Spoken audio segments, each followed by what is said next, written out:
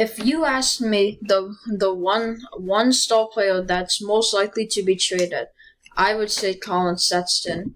He's a good player, but not on a good team. The Cavs don't want to pay him. They do. Someone's gonna have to give him a match. Today we'll dive into NBA trade ideas to see what they could get for him. Please enjoy and drop a like on the video, and I'll see you with the first trade.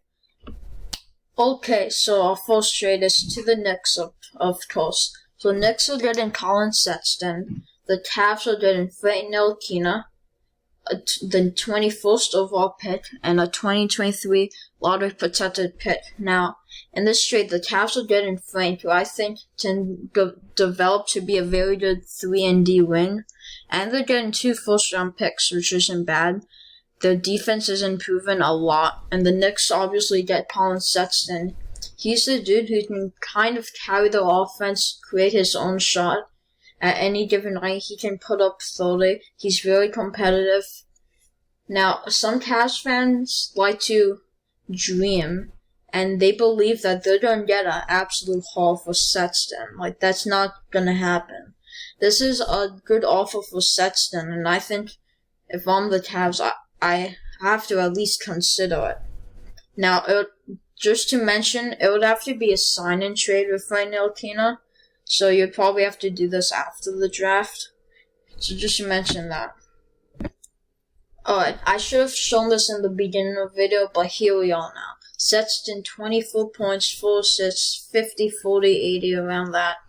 No, he wasn't great on defense, but he was efficient. So what you're looking at here is he's a guy who can drop a lot of points. He can go off for like 50.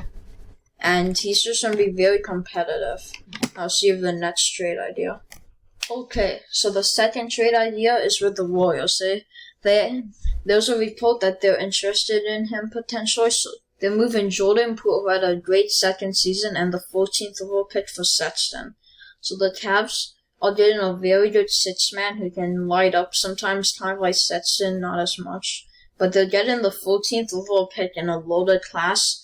I heard that they want to go after Doug McDermott in free agency, but they could potentially draft Corey Kispert in this trade now.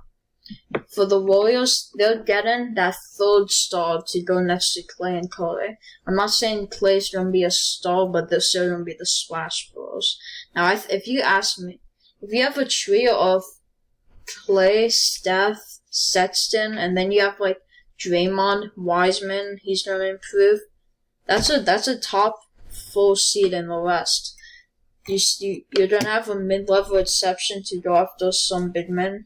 Like maybe a DeMarcus Cousins. I wouldn't mind them bringing back for a cheap offer. Now, as usual, just let me know what you think about this trade in the comments. I think it's a very interesting trade. I would do it if I'm the Warriors. For the Cavs, this is one of those trades where I would do it in a heartbeat for both teams. I think that the Cavs are getting a lot in return. To be honest, I would choose this over the next trade just because you're getting Poole and a higher pick. See you the next trade. Alright, this trade is interesting. So the Mavs are kind of creating a big 3 of Lucas, Sexton, and Porzingis. That's 3 max contracts, dude. They're gonna be over the cap like hell, but that's their problem. So the Cavs are getting Tyrell Terry, a good young shooter, Josh Green, a good defender, solid 3-and-D potential, only 20, 19th pick last year, and they're getting a 2022 lottery protected first and a 2024 top 10 protected first. Now the Cavs, they're getting 2. Not heavily, but protected first-round picks, which is fine.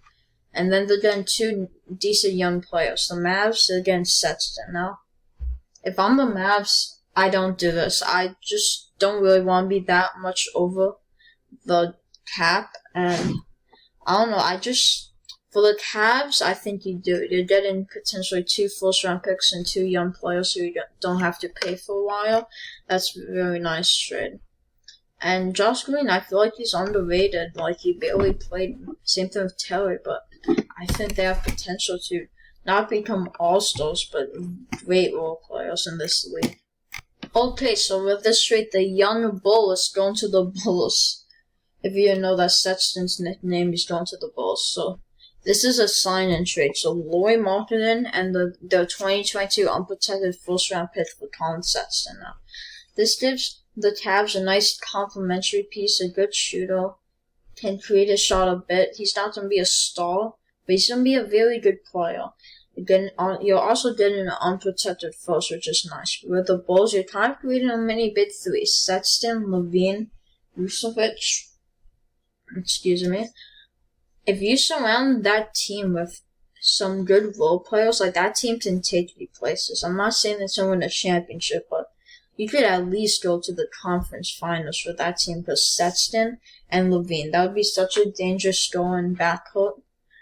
Really, you still have Patrick Williams and Kobe White, so that's really nice.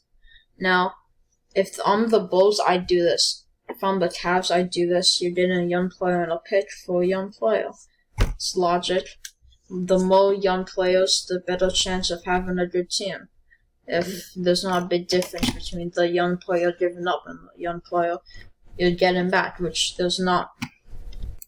And we are ending off the video with a banger. The Cavs are getting the 10th overall pick and Brandon Ingram. The Pelicans are getting Love, Sexton, and the 3rd overall pick. Now, the Pelicans, they need to switch it up. They need to make the playoffs. Now, Love, if he's contending, he could be a plus on a team. Like, I'm not saying he's going to be great, but he can be good still. Sexton, you know what he's going to do. He'll basically just be like Brandon Ingram, but a guard.